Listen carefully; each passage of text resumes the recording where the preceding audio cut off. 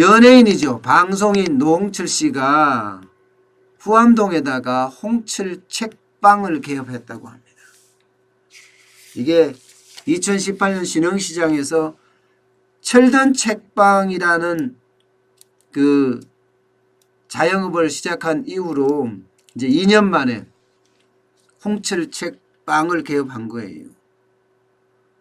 그런데 요즘은 이게 연예인들이 주변에 와서 개업하는 거에 대해서 옛날에는 무조건 긍정적이었거든요.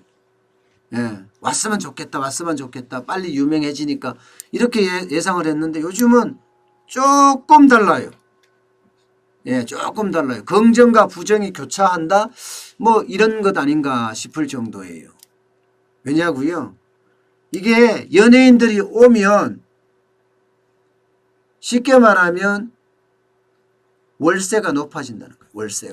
월세가 높아지면서 둥지 내몰림, 젠트리피케이션이 시작된다는 거예요. 연예인들이 와서 사람들이 오기 시작하잖아요. 그러면 주변에 월세들이 쭉쭉쭉쭉 올라가고요. 그동안 기존에 있던 그 상인들은 그 월세를 감당하지 못해서 내몰림, 쫓겨나는 그런 현상이 발생한다는 것입니다. 이것 때문에 요즘은 연예인들이 오는 거에 대해서 그렇게 막 환영하거나 뭐 그렇지는 않은 것 같아요. 옛날하고 사뭇 다른 분위기 그런 게 느껴집니다. 실제로. 게다가 이게 부동산 치고 빠지기 아니냐 하는 그런 이야기까지도 지금 나오고 있습니다. 노홍철 씨는 2016년 용산 해방촌 신흥시장이에요. 2천 건물로 6억 7천만 원에 매입을 했습니다. 이것을 개조를 해서 철든 책방을 운영을 했어요. 그리고 2년 뒤에 어떻게 됐는지 아세요? 2년 뒤. 딱 2년 뒤에 14억 4천만 원이 됐습니다.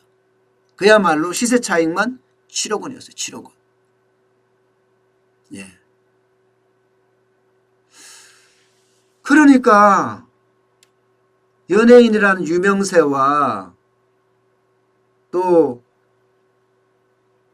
책방, 그러니까 자영업이라는 어떤 그런 사람들을 모을 수 있는 공간, 그런 것, 그게 합쳐지면서 주변이 많이 활성화가 되니까 그 집은 아무래도 부동산이 가격이 올라가겠죠. 그런 것들이 오히려 연예인들에 대한 어떤 부정적인 생각을 가져오지 않나 이런 이야기들을 실제 하고 있습니다. 전문가들도 그렇게 이야기해요. 2년 사이 2배다. 이러면 이것은 노홍철 효과가 맞다. 게다가 해방촌은 도시 재생지역으로 분리가 돼 있었는데 선정이 돼 있었거든요. 그러면서 신흥시장 상권을 부활시킨다. 그래서 노홍철이 갔다. 그게 노홍철 효과가 있어서 가격이 가파르게 올랐다. 이런 이야기예요. 이번에 다시 용산 후암동 자택에다가 개조를 해서 홍철 책방을 열었거든요. 이게 2017년에 매입했습니다. 18년, 19년, 20년이네요. 또 뭐 연예인들이 빵집 홍철 책빵이니까요.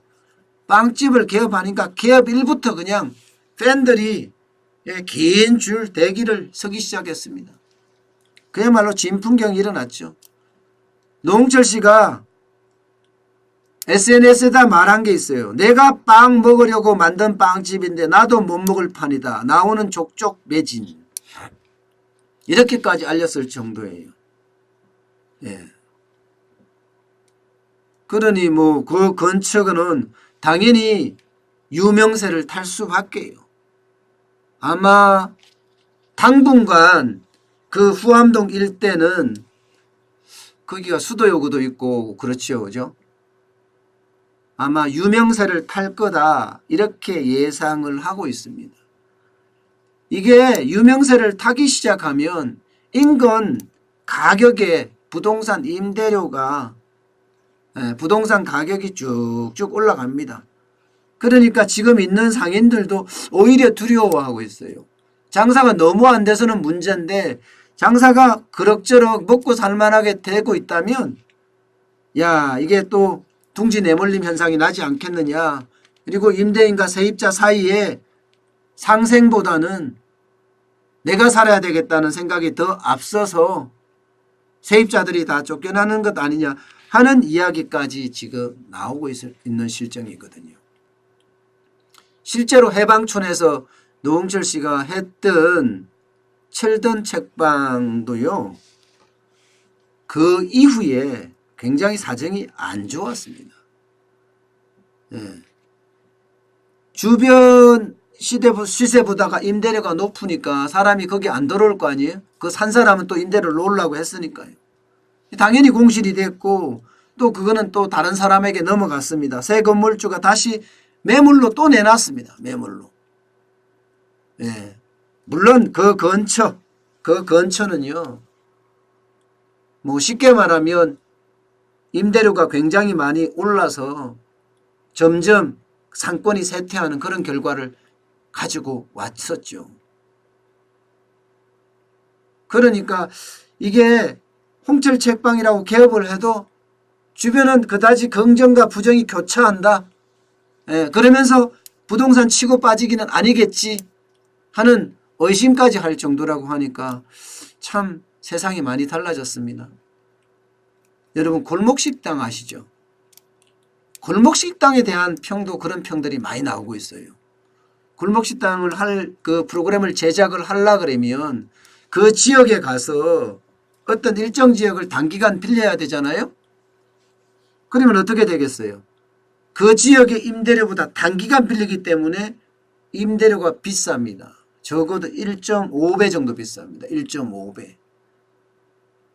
그리고 골목식당을 찍어요. 골목식당을 찍는다. 이거 하나만 가지고도 유명세를 타잖아요. 그럼 사람들이 몰리기 시작해요. 이 유명세가 상권이라는 게 지속적으로 이렇게 발전하면 좋겠지만 상권은 자꾸 옮겨 다니거든요. 활성화 반짝됐다가 사라진단 말입니다. 문제는 그렇게 활성화됐을 때 이 제작진이 썼던 그 가게, 그죠?